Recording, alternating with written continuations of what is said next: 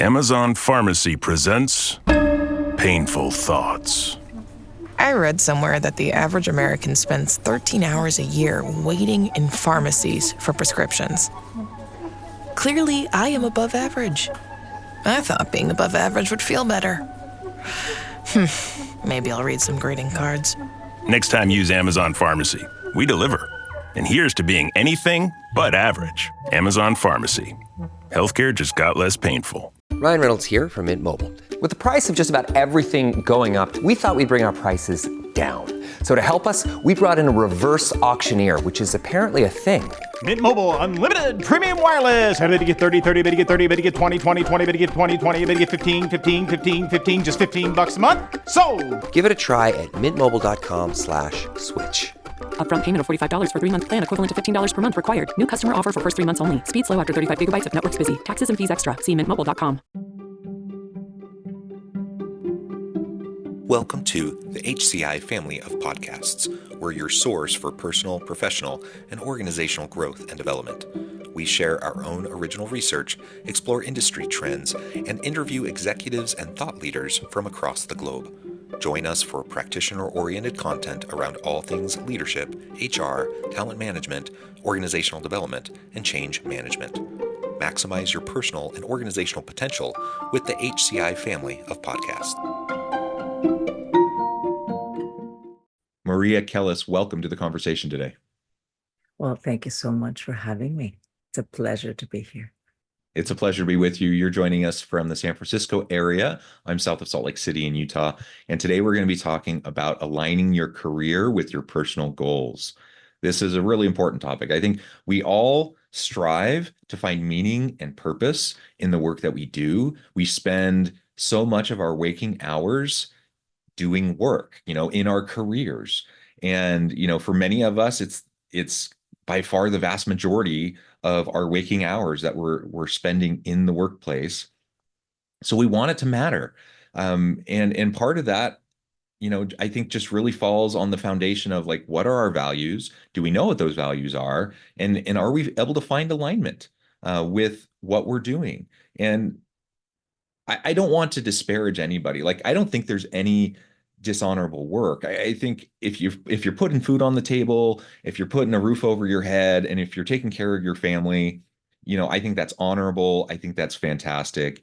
But whenever possible, if you can find work that brings out your passions and that can align directly with your values, I think that's all the better. I think that's going to bring out the best in you, and it's going to be the best for you, your team, and your organization. So we're going to explore this together today, and I'm excited to have a chance to chat with you.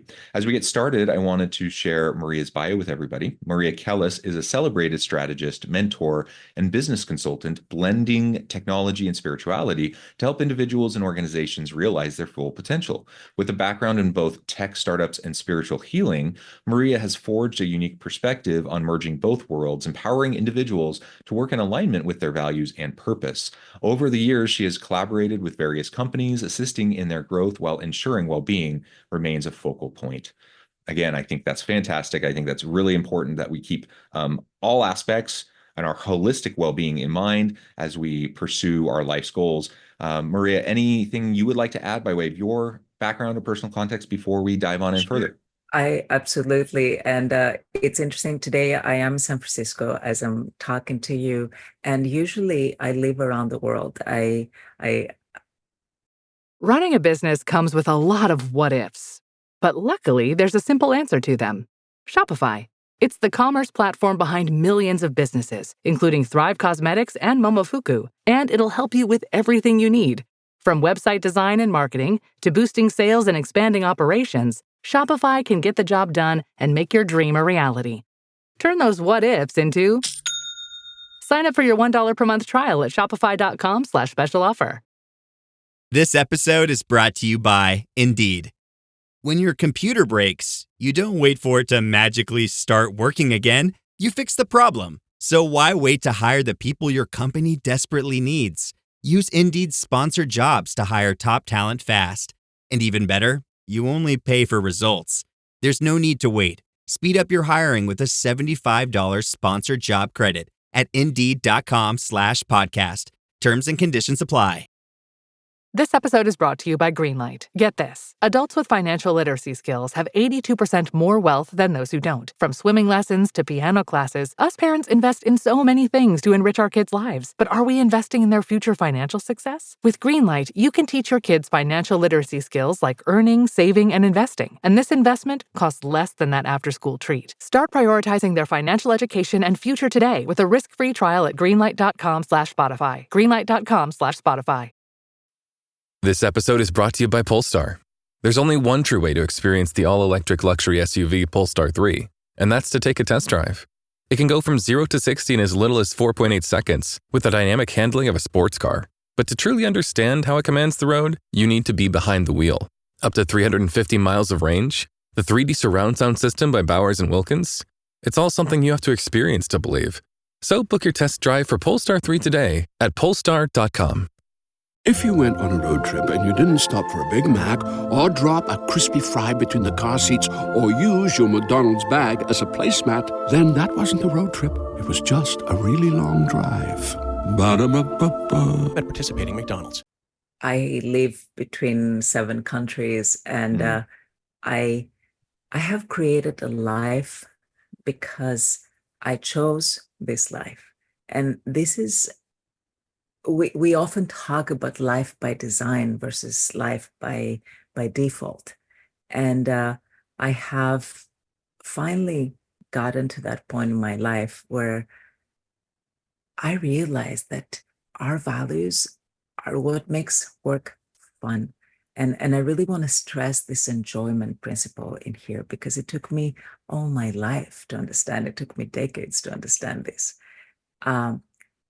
When we do, I used to think that we do work for work and earning money and being right and doing what is expected of us.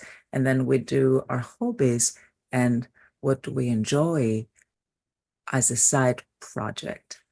And it took me years to realize that it doesn't fulfill us that way.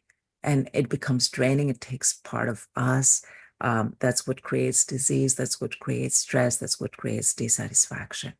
When we find and I know it sounds funny to call this alignment, but yes, alignment with our values, with ourselves, with our purpose, with our passions, then we operate in a very different way.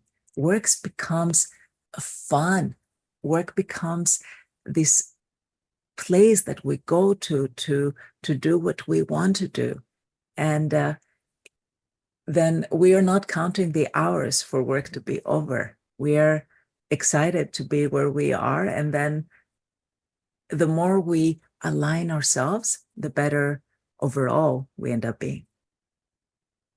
Yeah, I love that. And again, just the word alignment is something that's very powerful and meaningful to me.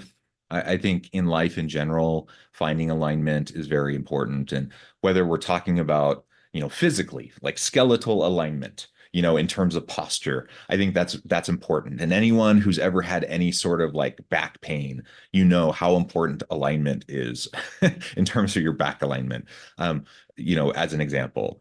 So finding just alignment in the different aspects of your life is going to be important. And I like that analogy.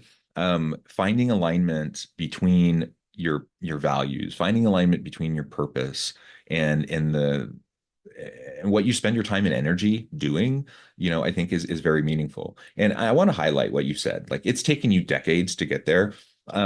This is not something that nobody needs to feel like bad or guilty or shamed or anything like that because they're feeling like they're not there or they haven't arrived or anything like that. I think it's a lifelong journey. We're all trying to find alignment. I think that's kind of in part the purpose of life, is to find alignment.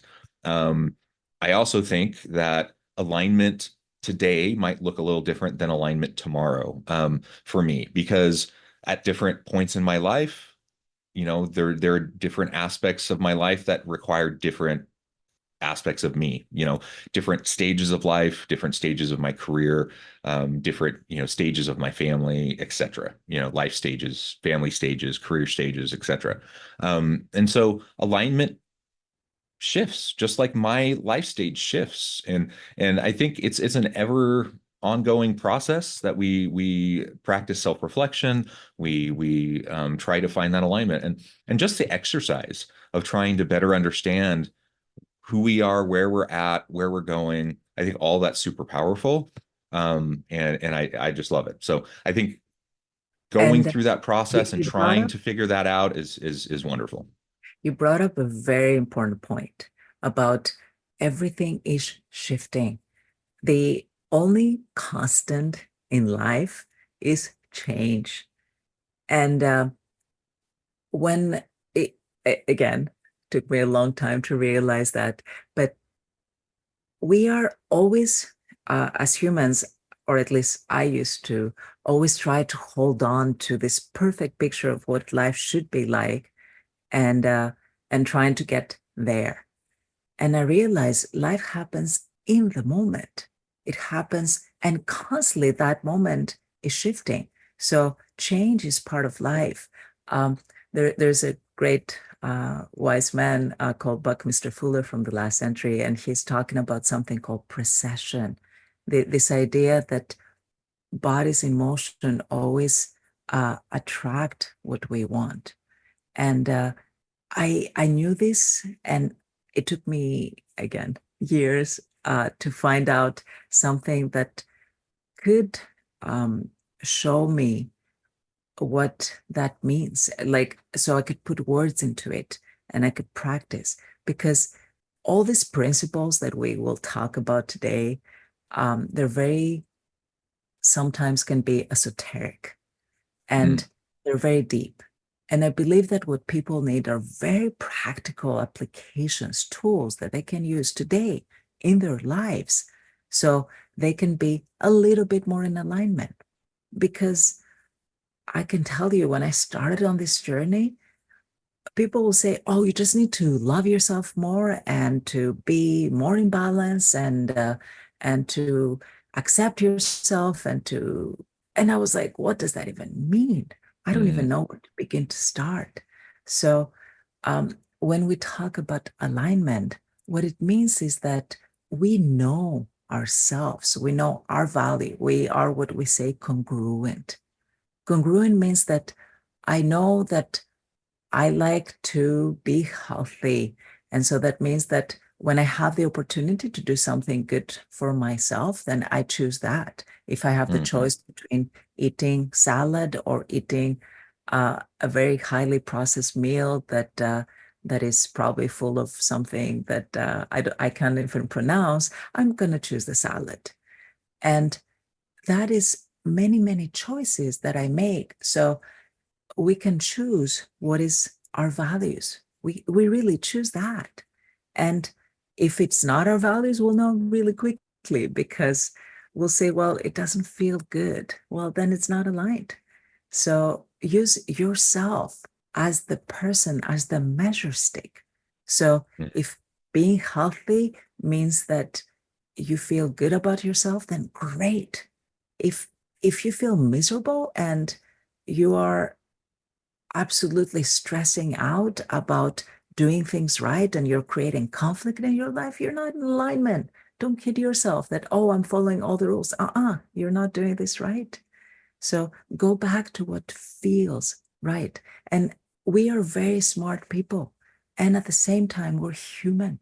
And this takes care of both of our sides. You were asking me a little bit about my background. Well, I have 3 degrees from MIT, mechanical engineering, the Sloan School of Management, and a joint master's in product development. I even worked at the MIT Media Lab. So I come from a world of exact technology, science, and it took me many, many, many years to understand that there's more to being human than just that, just being smart, just achieving. We now with the AI, and it's a very relevant conversation because AI is just starting. Whatever we were seeing that in the 90s with the internet just starting. We're seeing now with AI just starting. And it's becoming a part of our lives more and more. And it's only going to accelerate. Jobs that we used to suffer through, at least I suffered through a lot of things. Now they happen in 5 minutes with AI. And our job is to find the tools that will help us facilitate and accelerate our menial tasks almost, so we can really be ourselves. So the more we are being asked to be ourselves, well, the more it becomes relevant to know who you are and to be in alignment with yourself, with your principles. People are scared, oh, will AI take over the world and take over my job? The answer is absolutely not.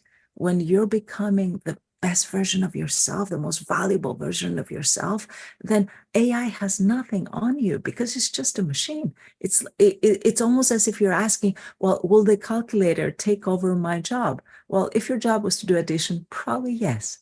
But if your job was to check numbers and make sure that everything happens correctly, it won't. It cannot, because you're not replaceable. And this is very, very important to realize.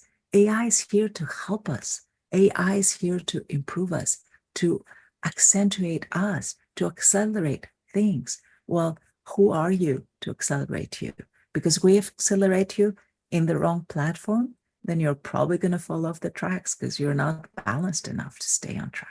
Yeah, those are some really fantastic points, and I want to highlight, again, this alignment piece that you've articulated in relation to AI too. Like we often talk about AI will take over the menial tasks, the repetitive tasks, the things that we don't like to do anyways, right? The parts of my job that I would rather not do, it can be automated. I can have AI do it, whatever, right? In fact, I think that sounds really nice that they don't have to do those things anymore. We often frame it as like the non-human things, like it'll free up time for me to do the more human things. So the less human things, technology can take care of. And so I think about like what makes me human, right? And that comes back to these values, like in this alignment. I just yesterday, I forget the gentleman's name, but his book just came out in the US just last week. Atomic Human is the name of the book. It's all about AI and society, and the general premise is exactly this. What does AI mean for the future of humanity and for society, and what piece of humanity is always going to be there that can't be taken over by technology. And that's an ongoing question and debate. And his premise is essentially we have no idea. It's anybody's guess. Like we just don't know. Like he doesn't believe in like the big utopian prognostications. He doesn't believe in the dystopian prognostications. He thinks like we literally have no idea. Like we haven't conceived of what's going to happen in the future due to all these disruptive technologies and the AI disruption. But it all comes back to this innate humanness in this alignment of our values. Bringing it back to the workplace as well, in the academic research and literature around values, there are these constructs that we look at around person organization fit, person job fit, values congruence. These are very specific constructs and terms that we use in the organizational space, in the organizational psychology space, to get at exactly what you're talking about, just specifically in the organizational context. And there's tons of research to back this up. So lots and lots of academic research that shows when you have higher levels of values congruence, work organization fit, person organization fit, team organization fit, etc. Like when that congruence happens, when that alignment happens, it leads to all sorts of more positive outcomes for everybody, for the individual worker, for the team, for the organization, for the customer, for innovation, for, stock value, for like everything, like all the different things that you want to have happen, improve when you have better alignment. Not to mention just on a human level, the individual has more satisfaction, they find more meaning and purpose, they get more excited, they have more motivation, like all those things. And so there's like from a business case perspective, like there's zero doubt in my mind that alignment is key. From a human case perspective, there's zero doubt in my mind that alignment is key. Like we want and we need alignment. And so leaders need to be really thinking about this. Like, how do we find alignment? How do we hire for alignment? How do we, once we get people on the team, how do we manage and lead towards alignment? How do we train and do performance management towards alignment? How do we support people to do their own like self-reflective practices towards alignment? All of this, I think, needs to really be at the forefront of what we do as leaders because it matters. It matters a lot. Yeah. I've been in the startup space most of my career, and I always mentor and support new startups, and I'm always involved in spaces. I'm part of this ecosystem where organizations grow. There's a choice point always for somebody. Are we going in this direction or another direction? We were discussing about the difference in the startups in Thailand, for example, where the culture is don't make mistakes, to Vietnam, that is closer to China, where it's go big or go home is the balance principle.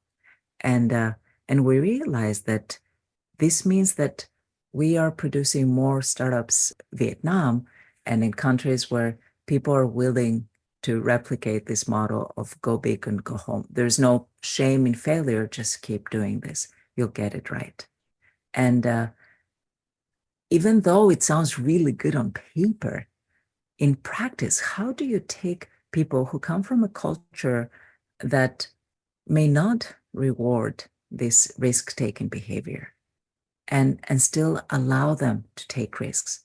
And it's by finding the things that matter. So when we find, what does it mean to know yourself? What does it mean to be self-aware? Well, it means that you accept and know your strengths as much as you accept and know your weaknesses. One of my strengths is that I'm very creative. And one of my weaknesses is that I'm very creative. So it means that I love to be challenged. I love to be excited. I love adventure. And at the same time, that means that I get bored very easily because once I master a skill, I'm like, okay, I'm done. Let's go to the next one. And so that means that I have to challenge myself to be creative. I have to introduce new concepts and new ideas. So one of the reasons, for example, I love working with leaders is because every new problem becomes my new problem. And then I get excited again. And then I'm like, well, let's solve that. And so I don't get bored this way. And there's this variability in humans that I find fascinating. And so I get very, very fascinated and interested, and that makes my job fun. So I love what I'm doing. If I find too many patterns, then I just create a model, I write it down, and then I create a class around it, and then I get and find new problems that I haven't solved before. So this means that I know myself. So remember, knowing yourself. I accept myself. I accept the fact that I get bored easily. And so I know that I need to be stimulated intellectually. I'd look for those. I mean, I've been doing a PhD for fun in Thailand because why not? I like to be challenged.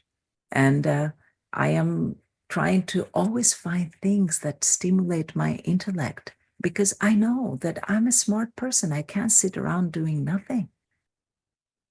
And that works for me, but that may not work for you. So what is it that works for you? This is the real question. When we talk about leadership, I always say leadership starts with self-leadership. You manage yourself. Can you lead yourself first? because whatever you have in yourself is how you lead people. When most people, when I get hired and there's a high level executive or a C-suite executive, like usually their problems come from themselves first. Yeah. And are you a match to the organization? Are you having some personal issues that have never been resolved, possibly, and usually they haven't, that you're bringing up to everyone in your organization and you're trying to hide behind those? So as we do this, we are creating this new paradigm where we are doing what we want to do. We see people who quit successful jobs just because they're not happy. And if their unhappiness got to that point where they just needed to leave, then I am like, okay, great. So have you created the new step for you? And more than that, we see a lot of people getting sick with weird diseases, right? We have a name for all these diseases that make no sense anymore because we're trying to explain, well, it means that you keep forcing yourself to do something you're not aligned with, and you're trying to justify it, and your body keeps saying no, and you're ignoring it. So eventually your body says, okay, you're not listening, so I'm going to speak louder. And then you're like, oh my God, I have this weird disease. And well, the disease will go away and disappear as you're aligning with what is your purpose. I'm in San Francisco today because it's been 20 years since my weird disease appeared. And the doctors are, and I've been part of a research study, and they're like, we see no evidence of this disease anymore. I mean, we see evidence of the past, but not anymore. It's like, they don't want to say it's amazing, but they say it's remarkable. And I just smile and say, yay, because that means that I am finally over the part that created the disease in the first place. And I have seen people who trade their health, and I was one of them, who traded our health to be successful in something that was not the right thing for us. Until we find it, we're just going to get more and more sick, more and more miserable, until something breaks. And the fact that you're resilient and that you can keep on doing it does not mean that you're successful. It just means that you're good at tolerating pain. So that's a good point. When go ahead. Go ahead. Oh, I was saying that when I was in school, like they will tell us that it was a badge of honor to pull all-nighters, to work really hard. Yeah. And it's almost if something wasn't working, the modus operandi was, okay, work harder on this. When in reality is work smarter, work more aligned with your principles, your values, who you are. So then it becomes not work that is hard. It becomes work that is fun. So you're not burning out. Burnout is a real issue in our society. And people don't talk about it because, well, the people who burn out just go away. But that's not what we should strive for. People who go away usually end up being very sick and end up being very disappointed themselves. Yeah, so many great points. And maybe I know at the time I'm going to have to let you go here in just a minute, but maybe the last point I'll just make to reiterate essentially what you've been talking about, and that is, to know ourselves, that's the first step. And that may sound obvious, but that's not easy to do. I think we often think we know ourselves, but everyone's heard the onion analogy. You got to peel back the layers. You got to peel back, peel back, peel back. And when you think you've peeled all the way back, peel back some more. And I think that's a lifelong journey as well, just like we were talking about earlier on in the conversation. And there are so many layers put on us just through society and the norms around us and expectations put on us by those around us. So we may very well think that our values are XYZ because that's the context we live in. That's, our community says those are our values. Our family or just the norms around us say those should be our values. And so we think those are our values.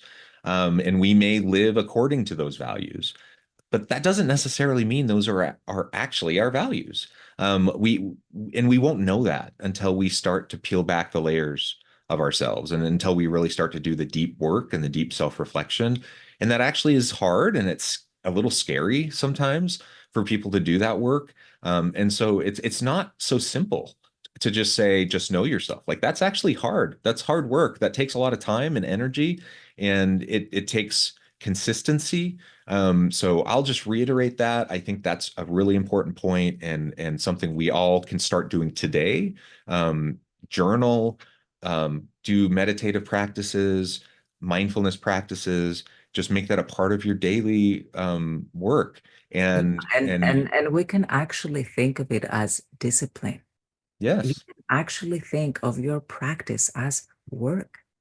Yeah. When we, I know firefighters, for example, or soldiers, part of their work is to work out. Why? Because they know that it's essential for their jobs to be in top shape. Well, what is essential for what your values are? So is it being healthy? Well, for me, being healthy is essential to my work. Like, I need to be able to perform in high level around the world, and there's no time when I can be off, especially as a speaker. I can't just be having a bad day and just shut down. So in those times, I need to have practices that allow me to be in the best shape that I can be always. If it may seem easy, but leading a group, for example, for multiple days can be draining, because I need to be on and I am the center of attention. So there's no point where I can start like not being present. So this is part of my job. So I consider exercise, I consider mindfulness practices, I consider practices that allow me to be taking care of myself. Even massages, I consider that a part of my job. And I don't feel guilty when I have massages. Part of the reason I live in Asia is because they have the best massage. And I love that. And I am not scared to say, well, you know what? I choose to do that. Very often you will see me like I will have 3-hour massages with a computer. Why? Because I'm working through the massage, because I'm like, my body needs to be in alignment and I have work to do. And it doesn't mean that it's one or the other. And my massage therapist knows me very well. So then they kind of like work around my schedule. And that's okay. Yeah. Yeah. Excellent. Well, Maria, this has just been a great conversation. Time has flown by. There's so much more we could talk about. We've only scratched the surface here, but as we start to wrap up, I just wanted to give you a chance to share with the audience how they can connect with you, find out more about your work, and then give us the final word on the topic for today. Absolutely. So the work that I do is very important. A very easy way for anybody to contact me is to find me on my website, mariakellis.com. And there's always a free tool there, and there's always a way to contact us. So Maria, Maria Kellis, KELLIS.com. And this will link to the various projects that I'm involved with. And so we update the website regularly. The final word that I want to tell people is be yourself. You are extraordinary. You deserve to be you. You were born to be you. Self-leadership is a principle that is a work that you can and a practice that you can bring into your life, and allows you to be the best version of yourself for your company, for your team. When we are leaders, we lead by example more than just our words. If you have kids, you know that kids will copy what you do, not what you say. And so by being you, not just saying the words, by being the words, then you can be the best leader you can be. And that's when we see organizations becoming successful and results becoming extraordinary. So be extraordinary, because that will translate to your team being extraordinary, your work being extraordinary, your performance being extraordinary. I love it. Maria, thank you so much. I encourage the audience to reach out, get connected, find out more about what Maria can do for you. And as always, I hope everyone can stay healthy and safe, that you can find meaning and purpose at work each and every day. And I hope you all have a great week.